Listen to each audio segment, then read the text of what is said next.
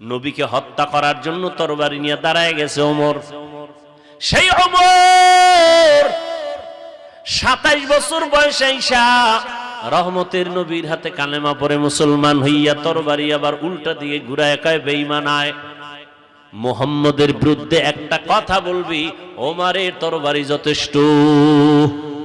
আল্লাহ এখন ওমরের এত পাওয়ার দিছে, 27 বছরের ওমর, কয় বছর নবীর হাতে এসে কালেমা পড়িয়া এত পাওয়ার হয়ে গেল। এখন ওমর যেই পথে চলে শয়তান ওই পথে চলতে ভয় পায়, শয়তান দেখলে ওমরের পালায় যায়। সেই ওমর অর্ধ দুনিয়া শাসন করেছেন, কিন্তু আমার মাওলা পাকের ভয় চোখের পানি ছেড়ে কান্না করতে। রমজানের ঈদের দিন সবাই আরামে ঘুমায়, আনন্দ করে